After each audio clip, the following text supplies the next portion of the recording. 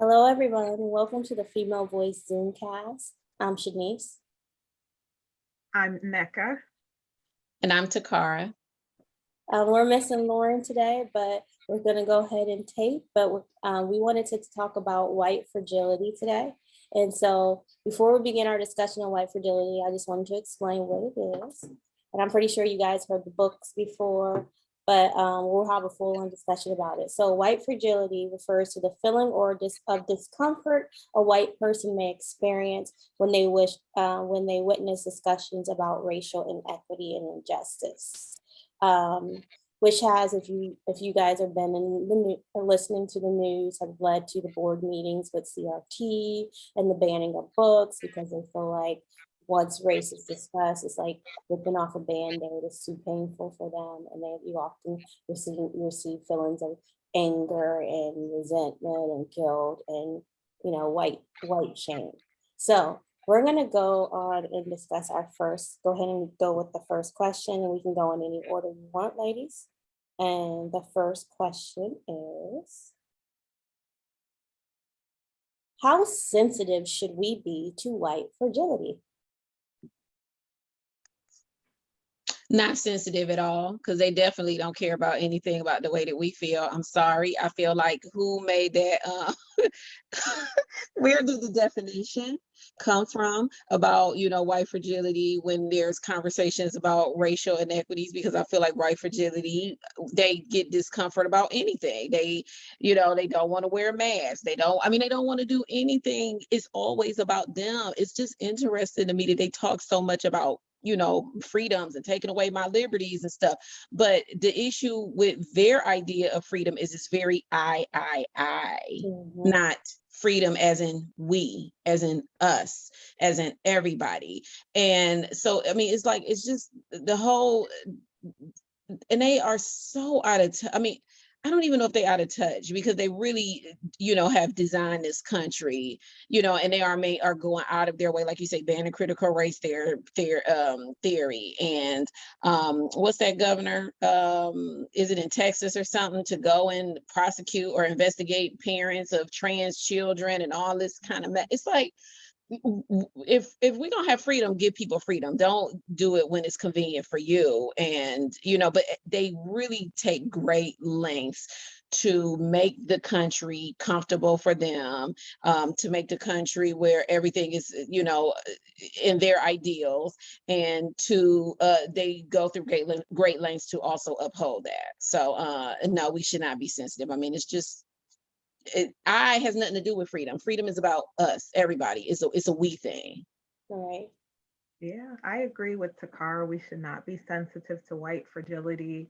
To me, I see it as a good silencing tactic and shutting down discussions about racism and bias and prejudice so that it does not need to be addressed. And I think people will pull out every trick in the hat. It will be tears, it will be anger, reflection, it will be projection. You're the one that's being racist, you're being divisive, all of these things to try to distract you from what the actual issue is. And I think people need to stay the course and discuss what needs to be discussed and not fall into the trap of white fragility, which is really just trying to get you to shut up so that they don't have to address these inequities. Yeah, and I agree with both of you. I want to know basically why white fragility when I have a possibility of my son, going out and being shot by police. They're not sensitive to that. Some are, but most aren't. So when it comes to me being sensitive to how you feel and how uncomfortable you feel when we talk about race, not at all. You not at all. It's like I understand that, most white people today aren't the ones that have created the systems, but they uphold the systems. And because we aren't talking about it, and because there's a fear of talking about it, because I make it my feelings hurt, this is why the system lives on. So it's in order to get to the root of the problem, we have to talk about it. We have to talk about it and boo-hoo your feelings. It's like your feelings are nothing compared to what is actually going on in the country that continues to marginalize people based off of their race.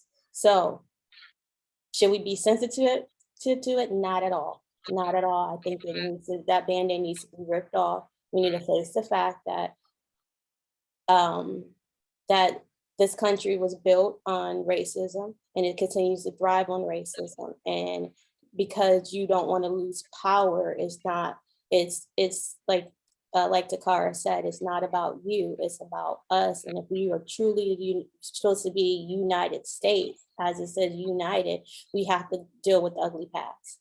And people have to get over it. Right. Right.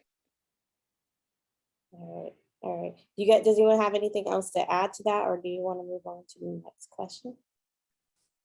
I mean, I like, what you were saying about, like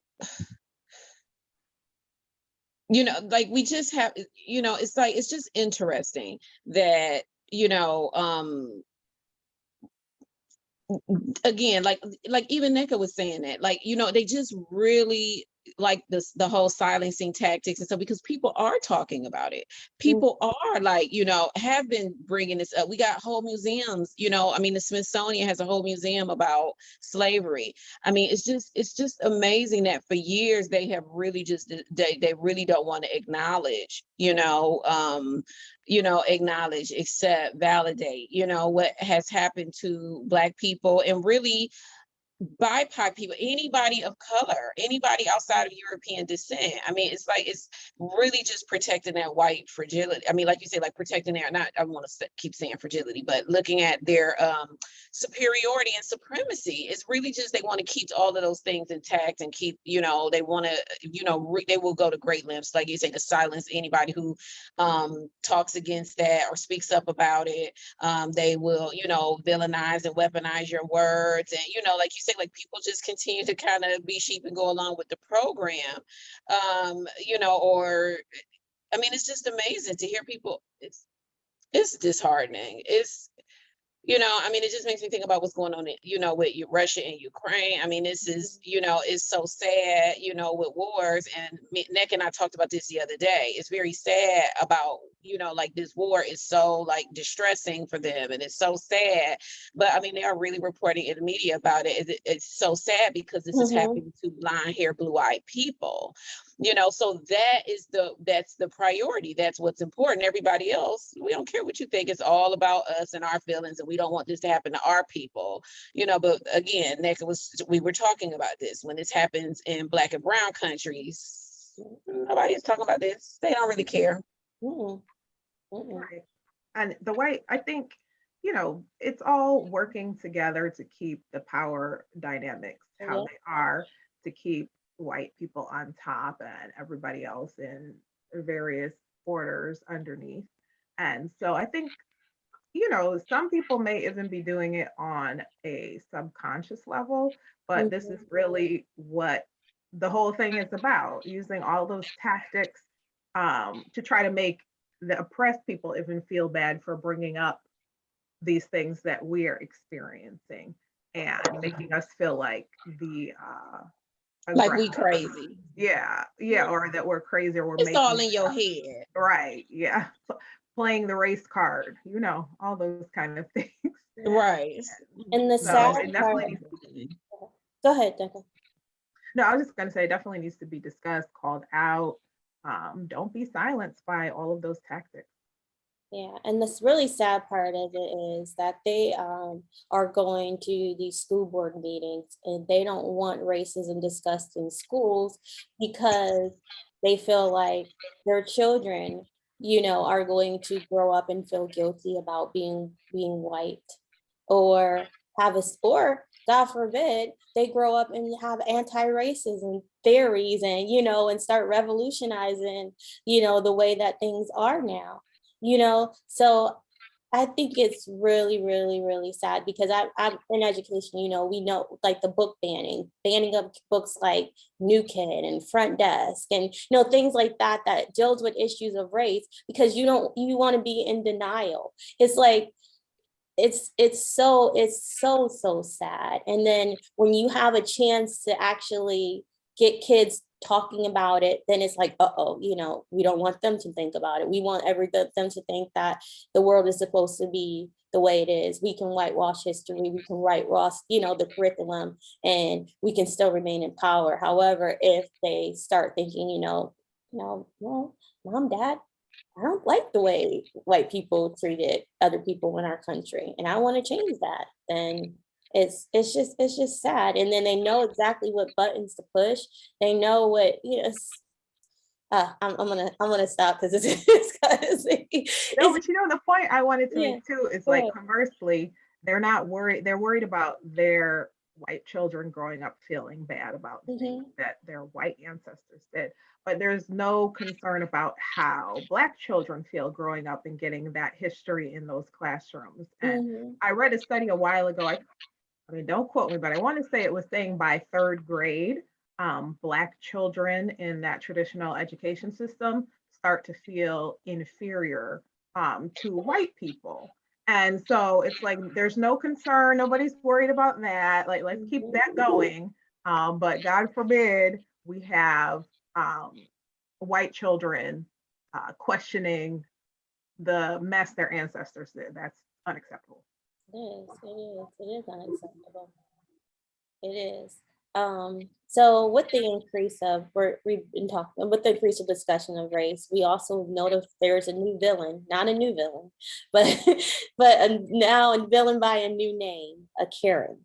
So I want to know, do you think there has been like an uptake of Karenism in this country? If you can, based off of in the past, like, do you think it's more now, or do you think it's always been this way, it's just being called out now? Yeah, I think it's always been there. And it's just social media. People have their cell phones, people are uploading it to everywhere, and it's more visible. So it's on people's radar a lot more now. And I think, there's greater awareness of what bias, racism, prejudice looks like.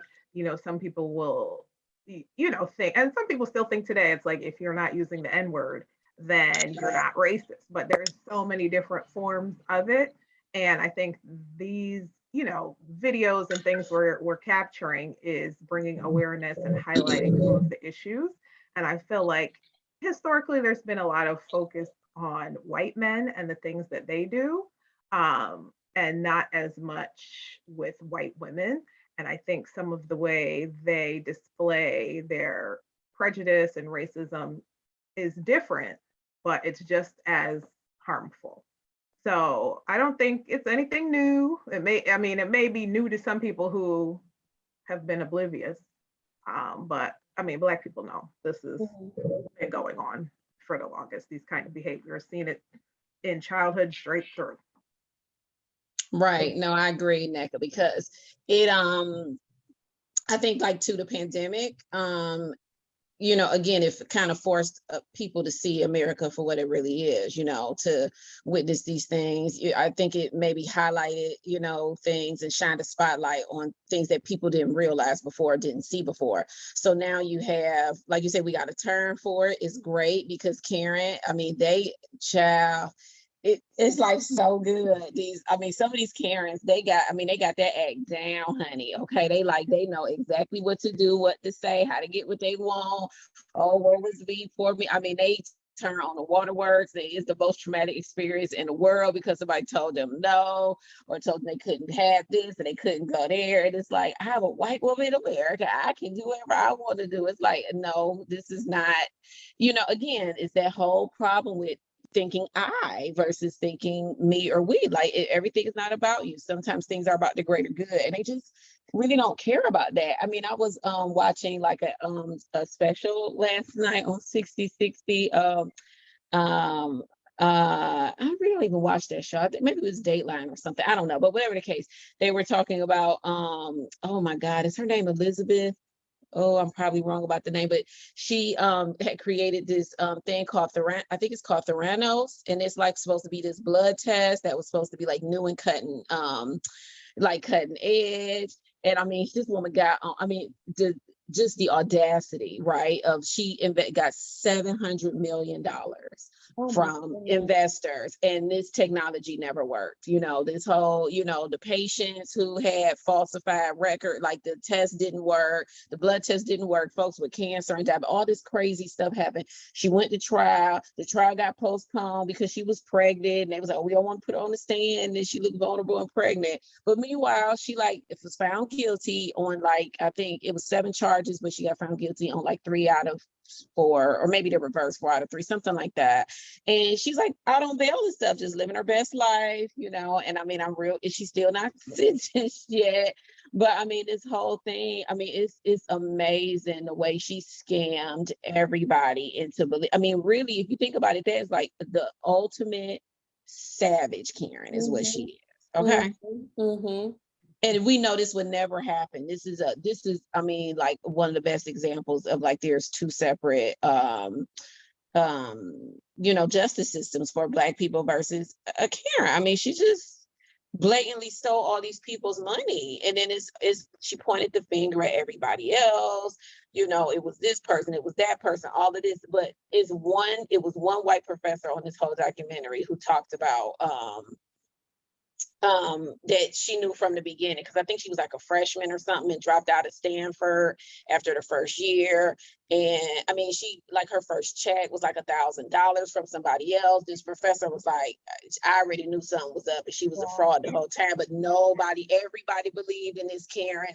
And can you imagine, to be a Black person? It wouldn't even really been no trial. She would have been guilty when she walked in there, and they would have she would have got no bail. She would have been right in prison, and she would have been trying to fight the case, never got parole. I mean, it's like, come on. But like you say, why would they want to give up something that benefits them? Right. And it's definitely about power and privilege, and Karen has definitely demonstrated the use of her privilege. And I think go ahead. No, I'm just like, Karenism is bad, period. I mean, this is a situation that I'm talking about where it benefits her, even though, I mean, she stole from her own people. I mean, we wasn't giving her all these millions of dollars. Right. But, Karenism is a bigger issue when it affects Black people. Yeah. Like, that's the issue when it gets people in trouble. I mean, you think about Emmett Till, historically, that was a Karen back then. Mm-hmm. So, like Megan said, it's been, like you guys both are saying, it's been going on for years. Yeah. And it's like, it's white privilege in its finest form. If I think of a Karen, I'm thinking someone that uses their privilege and knows that they have privilege, may not acknowledge that they have privilege, but knows that they have privilege and uses it. And like, I think about the incident that happened in New York, where that term was kind of came out of, when the man was bird watching in the park. And she knew exactly what to say, exactly what to do, and exactly how to incite that this man, you're gonna go to jail. You're a Black male and I'm a white woman, and they know it. And if you think about Emmett Till, it's the same case, but luckily for that man, which it could have been very serious for him, he could have ended up dead, especially in the climate that we're in right now. He definitely could have ended up dead. And then with Emmett Till, him, being killed, and then the woman admitting that she lied, and she used her privilege to get away with murder. And I think Karens need to realize the danger of their privilege, and especially when it comes to dealing with issues with Black men and Black women, they need to realize they have this privilege, and they're calling stuff out that doesn't necessarily even need to be called out. Like, I'm hearing people, well, you got in front of me at what, it's just ridiculous of the amount of privilege they have, and they can use it to their benefit. And it's definitely not new. And I'm glad it's being called out. I'm glad being a Karen is something that people will take offense to. So if you call someone a Karen, I'm glad it's being called out, but it's been here forever. It's been here forever. Once you can even think about, yelling rape in slavery times, it's been there forever, when they might have, incited the whole thing, seduced the man, and then he raped me because I got privilege. I'm white. I can say that. And I don't even think it's that they don't realize how dangerous it can be or the consequences. I think they know exactly what can happen and they want for that bad thing to happen. Like they're calling the police, hoping the police will rough up somebody, and don't really care. It's very reckless and it's purposeful, like, what was it, like the picnic Patty? Remember that one? And she called the police for people that were just, or barbecue Becky, whatever it was. Yeah. Yeah, I don't know. yeah. Called the police for people that were just barbecuing in a public park, not doing anything. And I don't think it's that she doesn't realize what can happen. She does not care about those Black people, does not want to see them in her field of vision, and hopes the police come and cart them off. That's exactly what she is hoping. And she could play, dumb and be pretend to be a victim, but you can see they're like making up things as they call 911 that clearly didn't happen. We can see on the video this didn't happen. They're trying to put more on it to get the police over there quickly and to have them, overreact or act on incorrect information. And it's really sad. Like, I don't know. Right. But I mean, they know what they're I- doing. no, I agree 100%. They know exactly what they're doing. They, like you say, is a whole concerted effort, like you say, to cause detriment to, people of color. And the other, I mean, when you guys were just talking about these different cases, it made me think about how, recently we have seen like some punishment to some of these Karens, whether it is, being fired from your job or, being arrested and charged. But the issue is we know, America loves a comeback is not the same consequence as Black people who have done far less, and again, as we have a bigger issue at play, but I am happy that we need to do more of that. Like more people need to support it and talk about, like you say, like talk about it, speak about it in the manner of denouncing and saying like, this is not good. We don't accept this stuff. And we are talking about it enough, but unfortunately the media controls a lot of things. I mean, there's been lots of talk about social media and what they control, to be made popular. And we're not hearing enough about the people who are against Karenism and white fragility, because there are lots of white people who are allies and who are like, this is not right and we don't agree with that. But that is oftentimes the issue. The people who want to cause harm and keep supremacy, and again, who wants to keep these, structural and systemic racism, those people tend to have the louder voices and the louder actions, whereas everybody else wants to be, I mean, it's like peaceful and kind and quiet, but that's really not how you get change. Right, and it's kind of like you got to follow the money too. Like if there ever is an issue, follow the money, and then like because I think about a lot of these issues that are being pushed are due a political agenda. They have some sort of political agenda. Like I think I was listening to something and they were like, well, the whole ban in books in school was due to that they want people to go to have school choice, which was one of President Trump's whole thing, when he was running for president, he wanted people to have school choice. So now like, well, they're going to be teaching this and this in the classroom. So you want to get your white children out so you can go to these charter schools where we can create another segregation system. So it's absolutely insane the lengths that people would go to make sure, like we said, it's this constant theme of staying in power, and Karenism is definitely a way they can use their privilege to stay in power. Mm-hmm. And it's also interesting too, because I was thinking about it that like just now as we're talking, there is a BET movie called Karen. I haven't watched it yet. I'm gonna watch that today. I gotta find it and see I if need I to can watch it too. Yeah, it's hilarious. It's like, Oh, God. yeah, I saw it. Yeah, it is absolutely hilarious. The length of this. Oh man, she's heard as a Karen named Karen. So the length, the length of this Karen, what she goes to is like, is everything that is exaggerated, of course, but it's so accurate. It's so accurate. Yeah, I'm gonna check that out because I haven't seen it yet. So we'll have to, talk about it once we all get to see it. And there is actually a Hulu, like a limited series about the woman I talked about who, scammed everybody out of $7 million for this. She built a whole corporation for years on this technology that didn't work.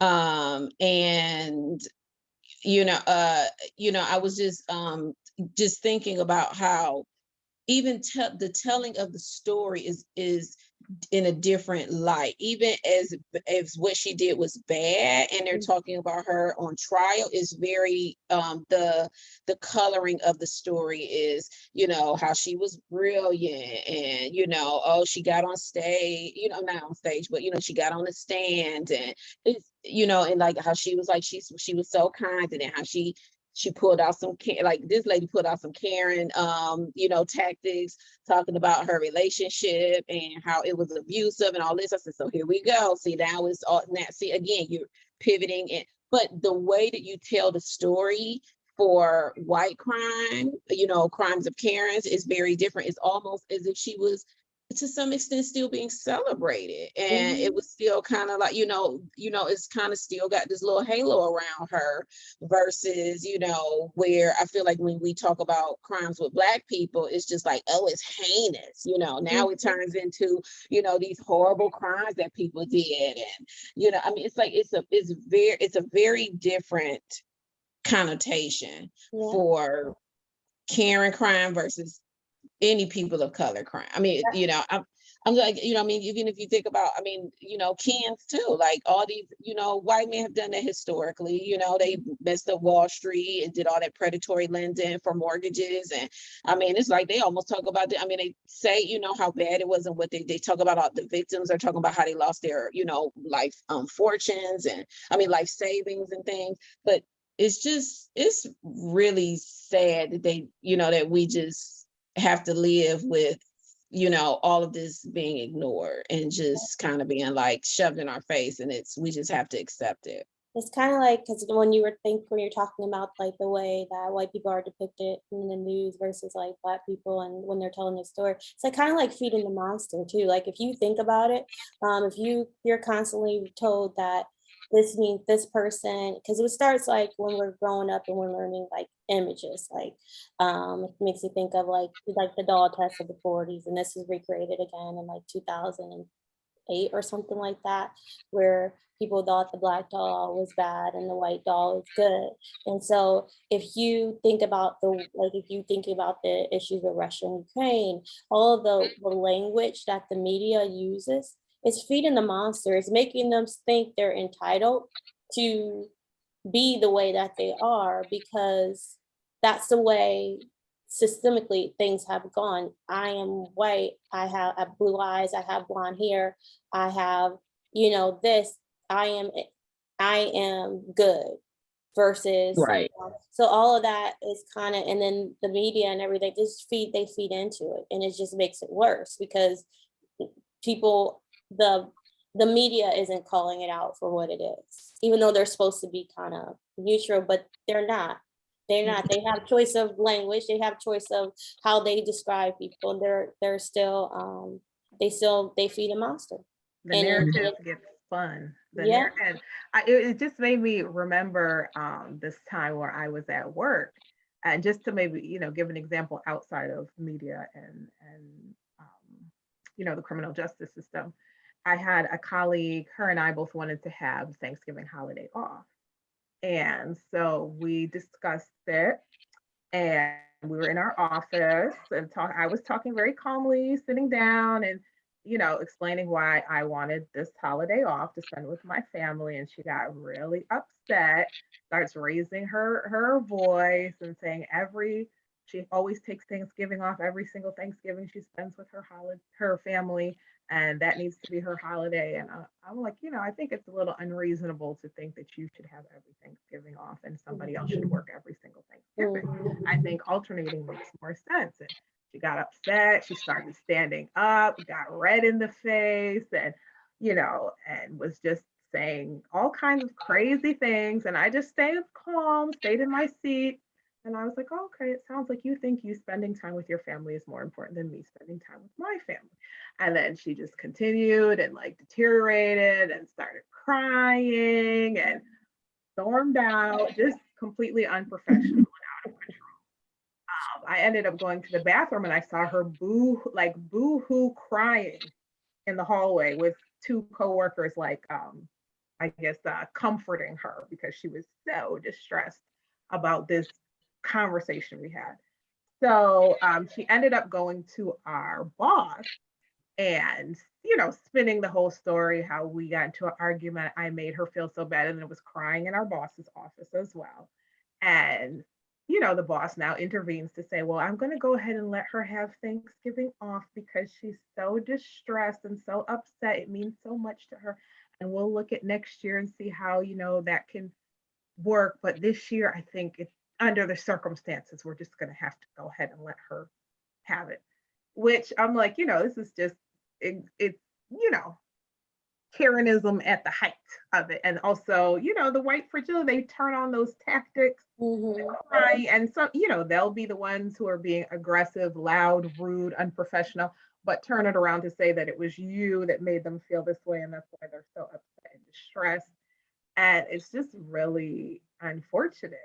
And so I'm so glad that it's getting highlighted more now, because people are seeing the foolishness that they are up to. Did you work Thanksgiving though? I had to work Thanksgiving, unfortunately, but thereafter it was alternating. It was. Alternating. Oh, okay. Like you're not going to get every Thanksgiving off, okay, Karen? Going to be alternating. Right. Right.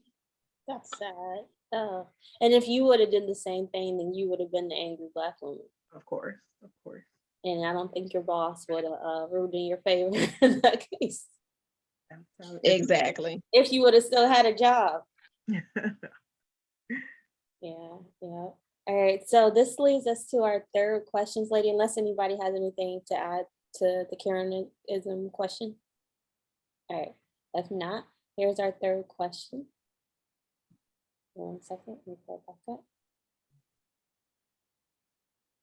Should white people teach other white people about anti-racism, or should we?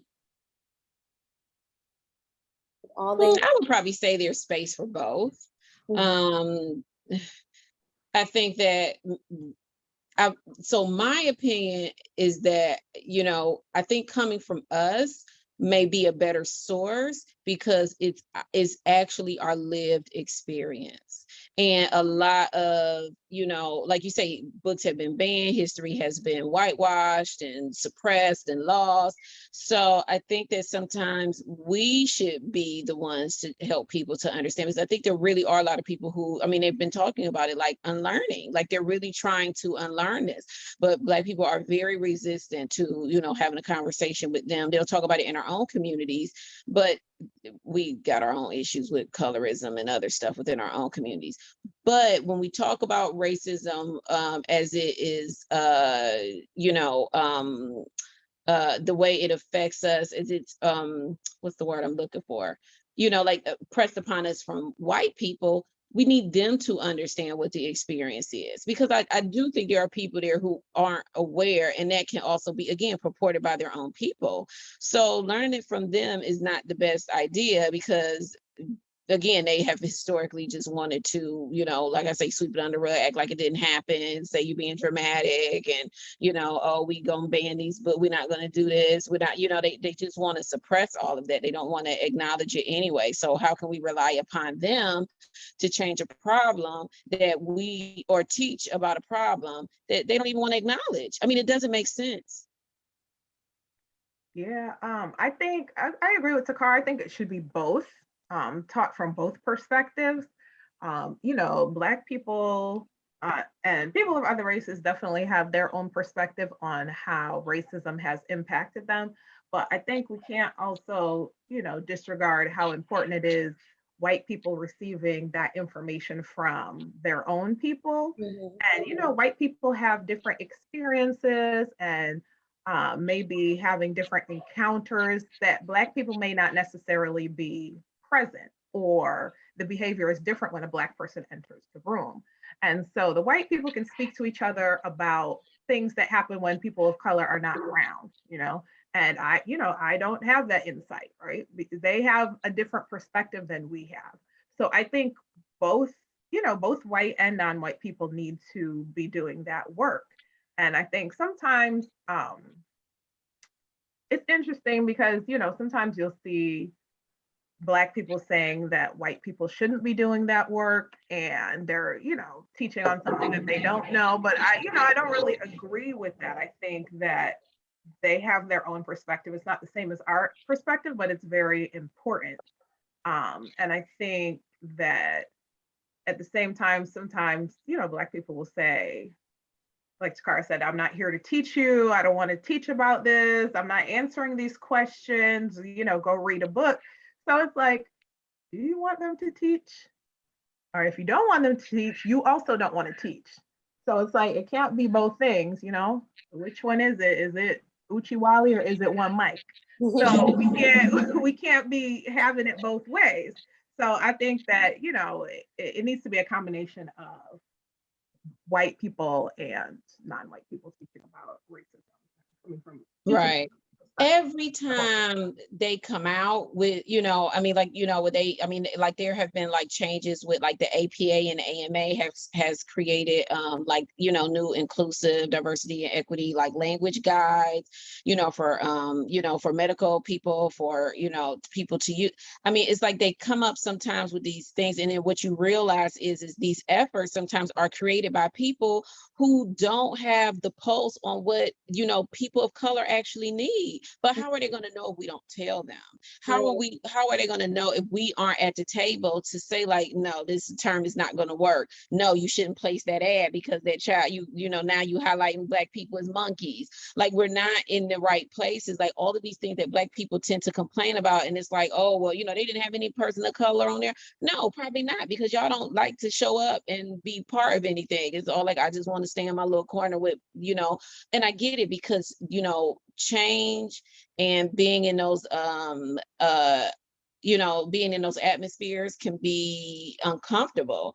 But then there's lots of us who aren't uncomfortable with it. I'm not uncomfortable with it. I wouldn't mind sharing my ideas with white people, and I've done that before, and telling them about racism and how it affects us. But it's difficult that we complain and get angry about all of the things that white people do, but then we look to them to fix them. It's like, why would you think it's going to happen 400 years later? Like, no. Right. And, it can, like, I don't mind talking with white people about racism and educating and informing them about certain things, but it also depends on the audience, right? If it's an open-minded person who is coming really trying to understand, then I have no problem with that conversation. But when it's people who are just there to try to dispute every little thing you say and keep bringing forth their ignorant point, it's exhausting. And these are people I'm not going to engage with. So it also depends, but I can see how sometimes if people have been having those experiences with people who are just there to try to refute everything you say and minimize your experiences, then they're not interested in educating, informing, or having these discussions. But for the people who genuinely want to hear what you have to say and get a greater understanding, then I think that's fine. But it can be, very draining. So like Takar said, leave it to the people who are interested in doing the work and are capable, but there's place for everybody to have those discussions. Right, and I agree with both of you. I think it comes with like Takara said, like the lived experience. There's a certain passion that you're going to have behind it, and you're going to have that drive and willingness because you really want change. So as a Black person, when you teach about anti-racism, you have that divine, like that drive behind you because you have that passion and you want it. And so in those cases, I would say yes, but I also believe, like Takara said, we have allies.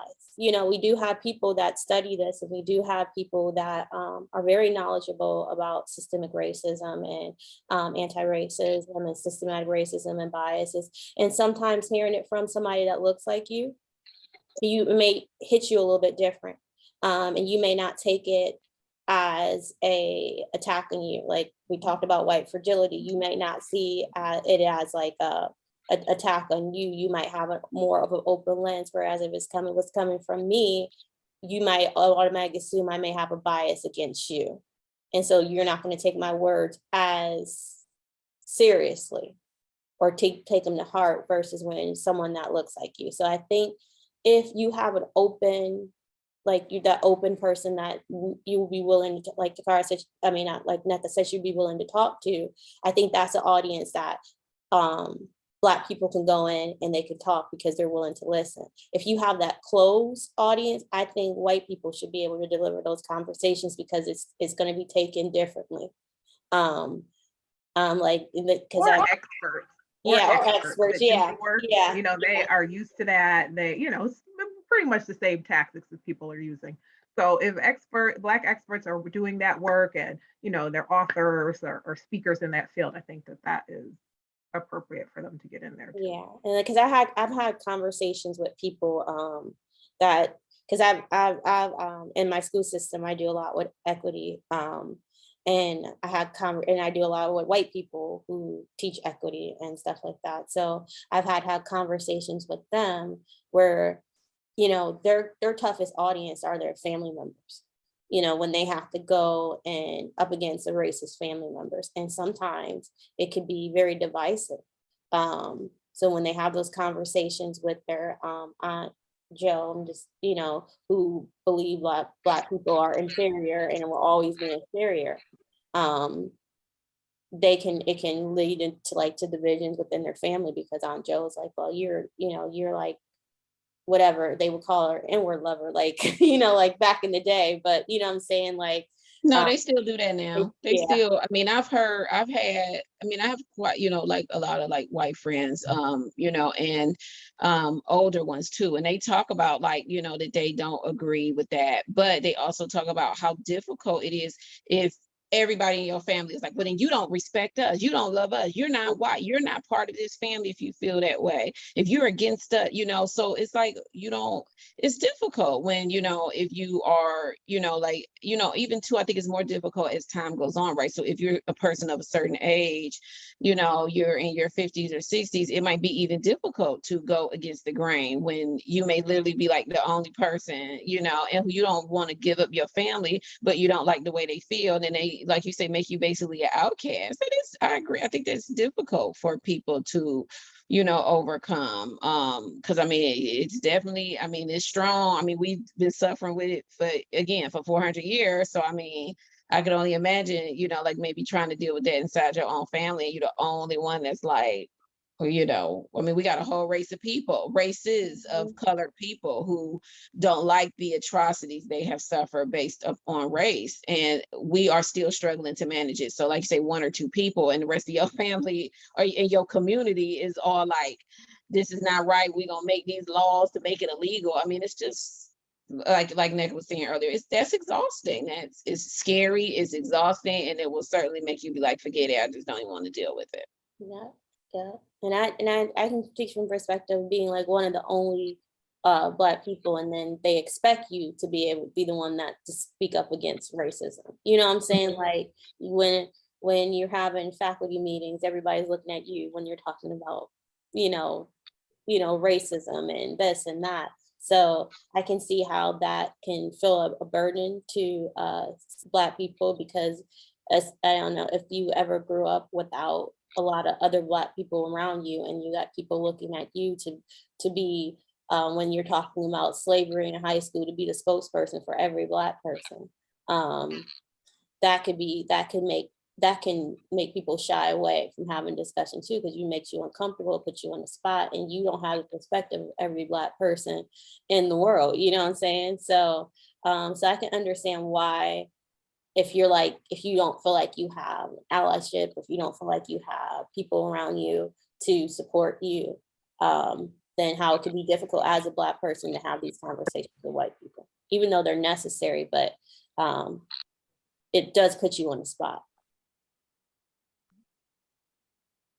I agree. All right. Do we have anything else to add to this conversation about white fragility? No, I think that was pretty complete and comprehensive. All right, ladies. Yeah. I think we got a lot in there. Yeah, we did. We did. All right, ladies. All right, that's about it. Does anybody have anything they want to say? Any closing statements or shout outs? I'll shout out my Waist Watcher Beads on Instagram at Waist Watcher Beads. Check me out. I'll shout out the Black Psychic P. It's the Black BLK PSYCHMP on Instagram. Definitely talking about destigmatizing mental health for Black and people of color, and really for everybody. It's definitely a space where I am okay with. I have met some non-white people on. Non-Black people on Instagram, and definitely have had conversations to kind of again help with their unlearning process. So then again, these are open-minded people, so I'm okay with that. And also merchandise about I'm doing enamel pins to fight stigma, so free shipping as well, so check me out. Oh, awesome. All right, check both of these lovely ladies out, and we hope you enjoyed this conversation. Of course, shout out to the Black Advancement. Check out the other programming. Check out their Instagram, Facebook, and Twitter pages, and their YouTube channel where you get to see more videos like this. Don't forget to like and subscribe, and we hope you enjoyed the conversation. We're out, and peace. Bye.